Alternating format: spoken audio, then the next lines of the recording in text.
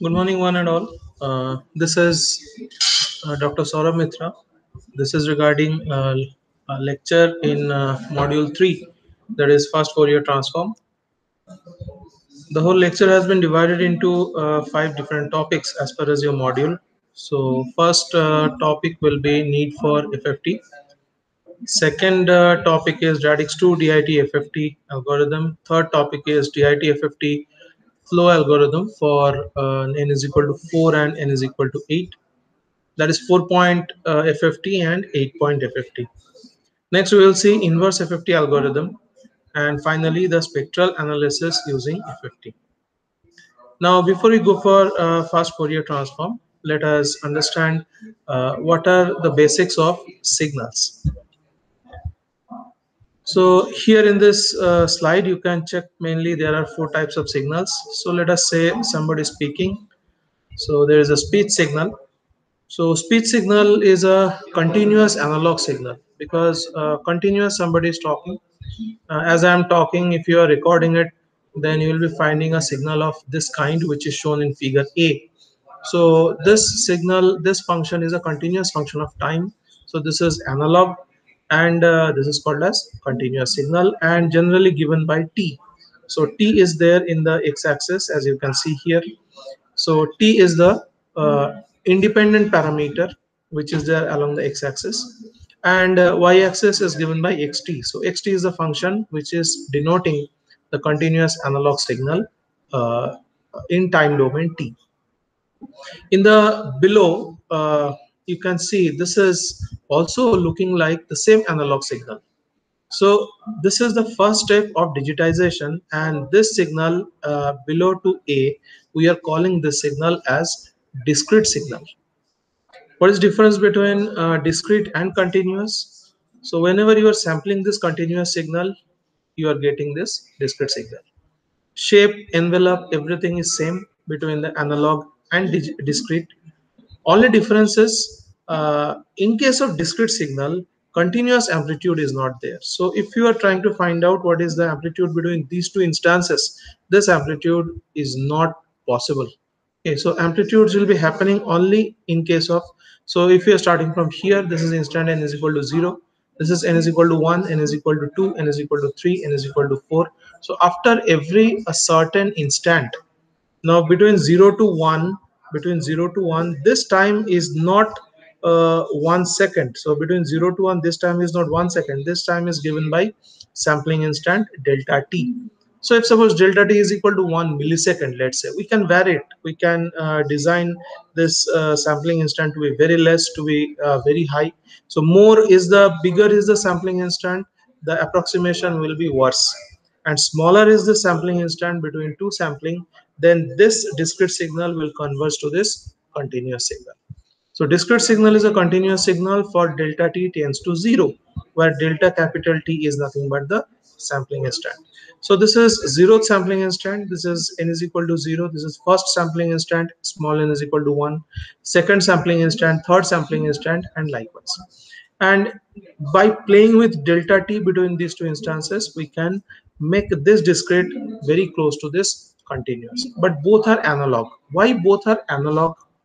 That logic we can find from here. That is, this is a continuous signal. You can check continuously the amplitude is there. So there's a continuous signal, there is no breakage. So here there's a breakage between this instant and this instant, between there is no amplitude. But here nothing like that is there. Here it's a continuous function of time. There's a continuous signal, but this is a digital signal. So this is very difficult to understand, because we think whenever it's digital, it has to be discrete. Whenever it is digital, it has to be like this. So between two instances, there should not be anything. No, because this is discrete and this is digital. Why digital? Because there are only two levels. So digital signals are having only two levels. This is the high level and this is the low level. Now this high can be plus 12, this low can be minus 12. For TTL logic, we are having low as 0 and high as 5. Okay, so digital is not always 0 and 5. Digital can be any signal between two levels. So at any instant for this signal B, if you're trying to find out what are the amplitudes, so amplitudes at any instant either will be low, or at any instant amplitude will be high. And this is a continuous function of time, so it is also t. but at any instant if you check, either it is high or it is low. So if a signal is toggling only between two levels, this will be called as a digital signal. And if there is continuous amplitude present at any instant of t, you can find that this signal is called as continuous signal. But in case of this discrete, just check between this time and this time interval here somewhere. If I'm asking you how much is the amplitude, you cannot tell me. This is undefined. So between two samples, the amplitude is undefined. In that case, this is called as discrete. And below, this is called as digital discrete signal. Why it is digital? Because there can be only two amplitudes, either high or low. Why discrete? Because in x-axis also amplitude is occurring only at a certain time interval. So first signal is happening here, next signal is happening here, next signal is happening here, and this distance between every amplitude, the time interval is same. This is called actually quantization, but quantization in x-axis. So in case of this signal, if you check, x-axis is quantized. Quantized means it is marked, it will not go beyond this time instant. That is, if I'm asking that this is zeroth time instant here, when will be the next amplitude? After delta t time. When will be the next amplitude? After delta t time. When is the next amplitude? After delta t time.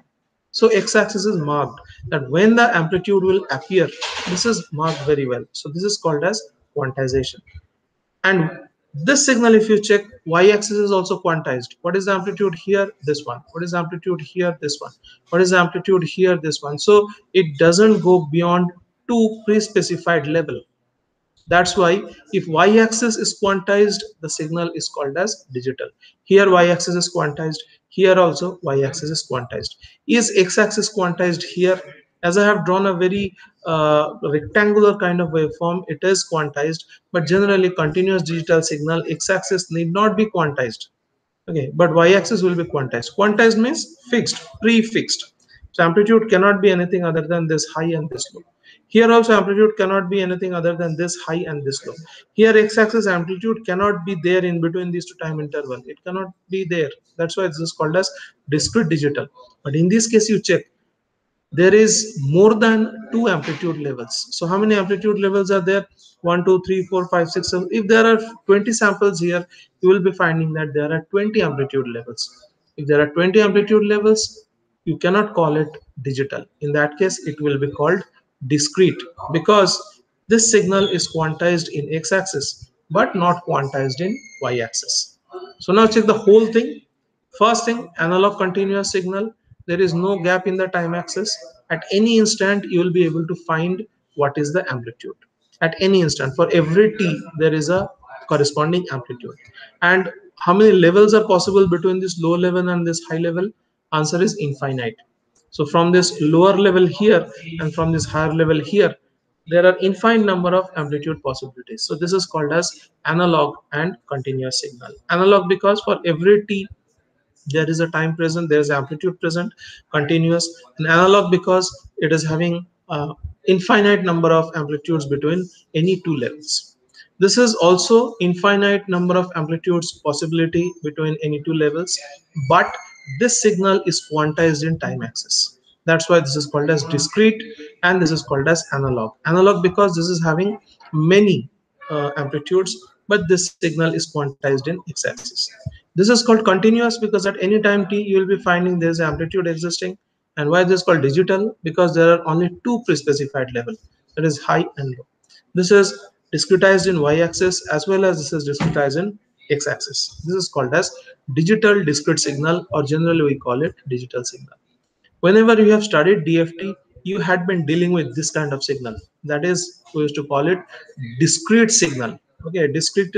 No, you had not been talking about this. I'm sorry. You had been actually dealing with this kind of signal. That is analog discrete signal. That means they are quantized in time axis. So inputs to the DFT were like this. Input to the FFT also will be like this. That will be the analog discrete signal. They will be having a time quantization, but the amplitude can go in any direction. Okay, amplitude can be positive, amplitude can be negative. So we are going to give this kind of time domain signal. Actually this is given t because everywhere time axis is t, but in case of DFT, we are calling this time axis as discrete time given by small n. Okay, so continuous time is given by t, small t. Discrete time is given as small n. This is called as a continuous function or continuous signal, but this thing is not called as a discrete signal. This thing is called as a discrete sequence. Okay, suppose if I give you xn is equal to 3, 3, 2, 1, that is discrete and analog signal. In that case, that will be called as a discrete signal. So what is DFT actually? In DFT, I will be giving you this kind of signal. That is, I give you xn is equal to 1, 1, 2, 3. Okay, so this kind of thing. Not necessarily there will be two amplitudes because this is not digital, this is discrete.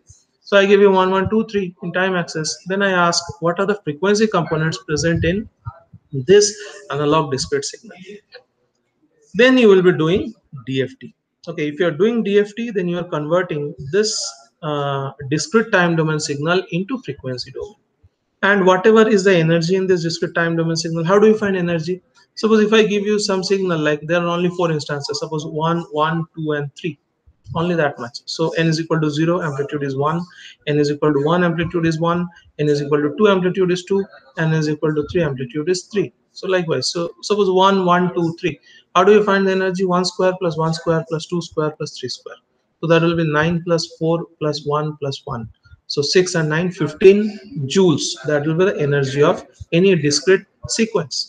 Okay, just square the amplitudes instant wise, add them, you'll be finding what is the overall amplitude of the analog discrete signal.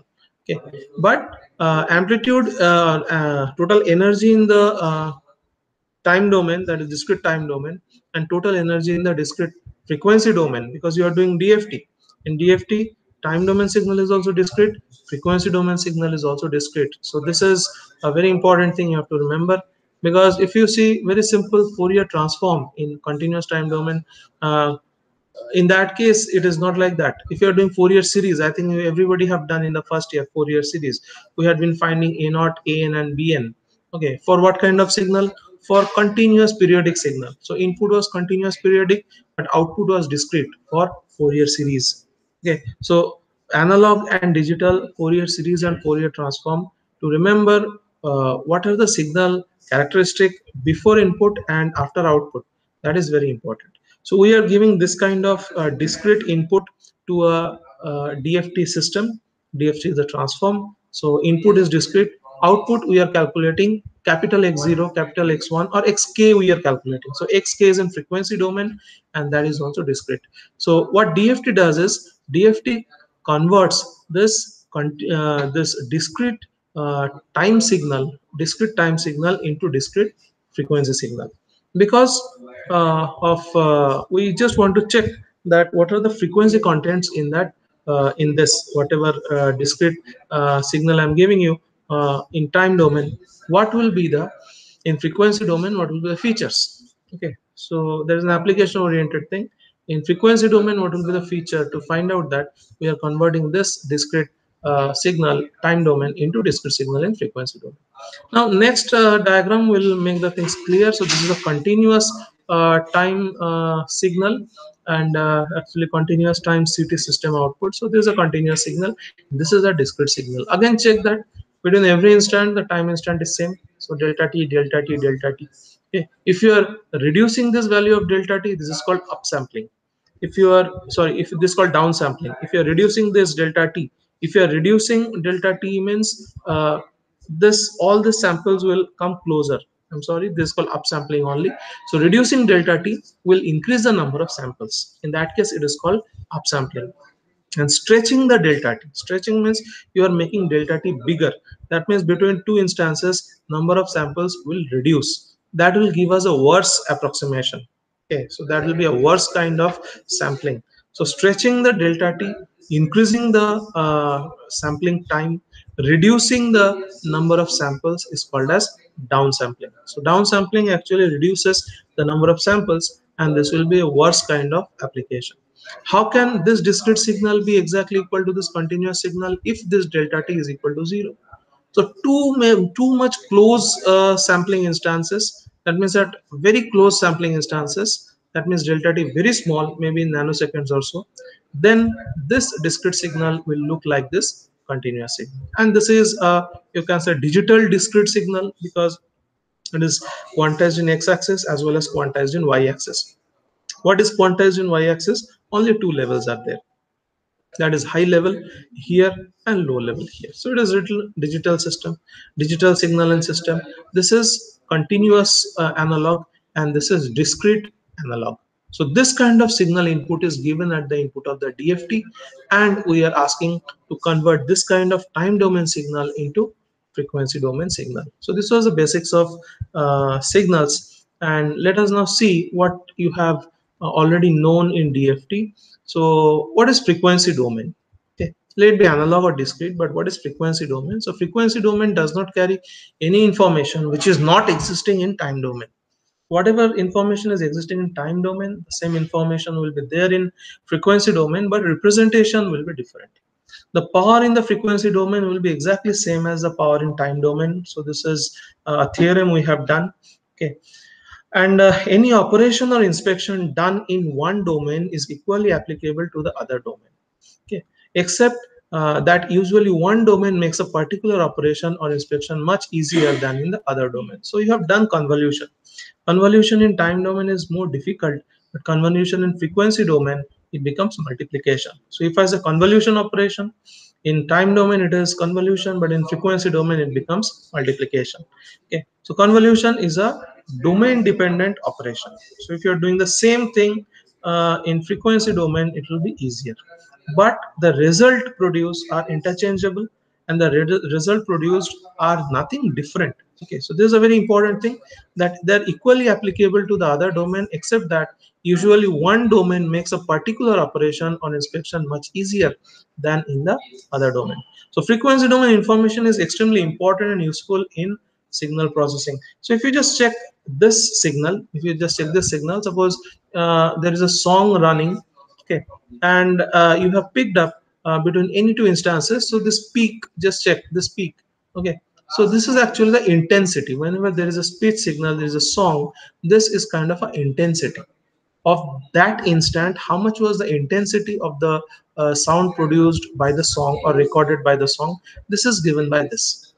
Just by this part, if you are looking at this part only at the peak, you don't know how many instruments are playing in the background. So this is a very easier example to understand. So this part is telling that amplitude is very high in this part.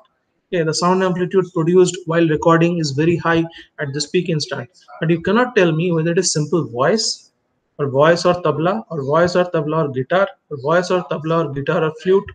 You cannot tell me.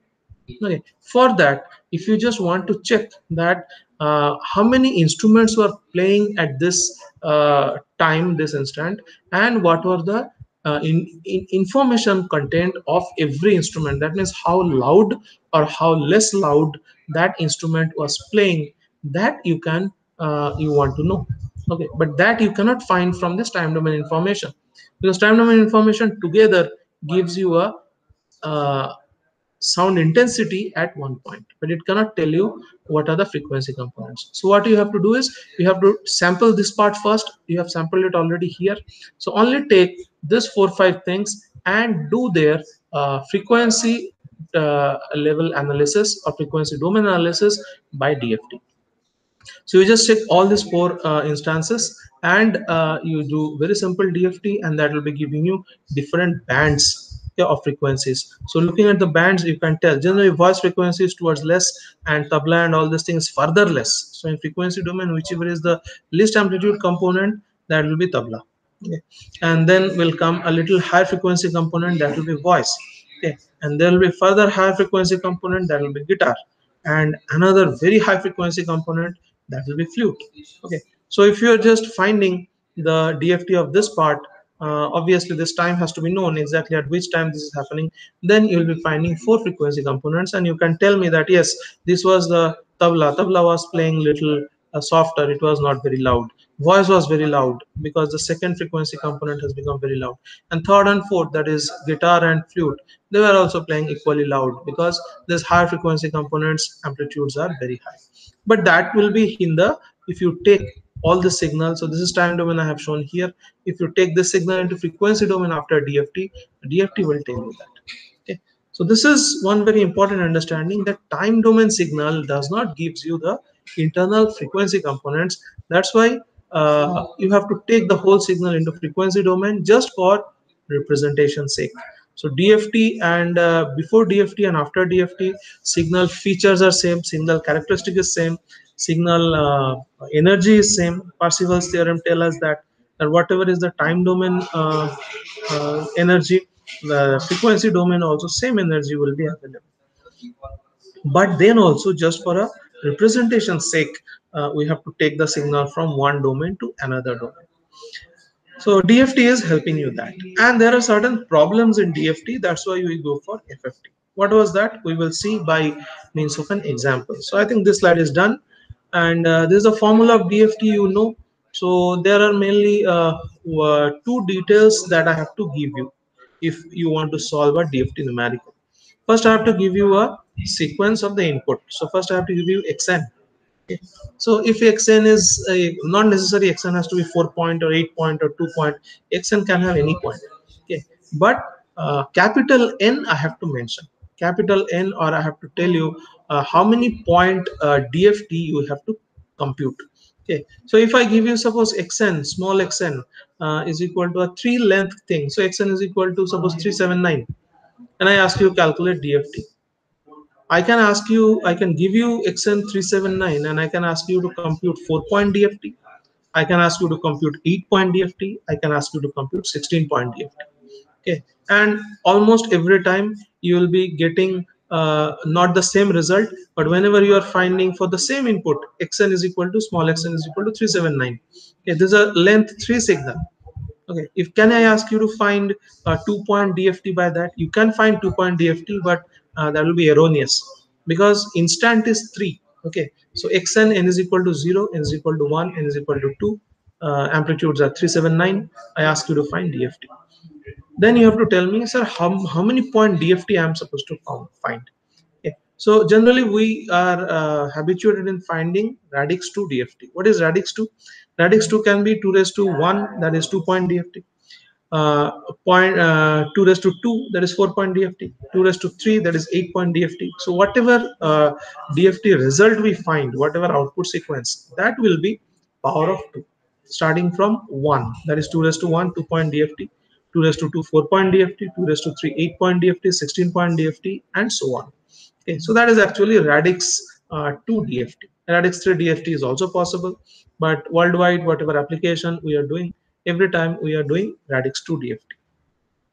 But for the input sequence is irrespective of that, we can find. So if I give you input sequence of length 3, then also you can find radix 4 DFT, or sorry, radix 2 DFT of length 4, length 8. How to do that we will see by example. Okay, so here xk, so this k tells me that what is the length of DFT. So if I tell you that it is length 4 DFT, that means capital N is equal to 4, then you have to find x0, x1, x2, x3.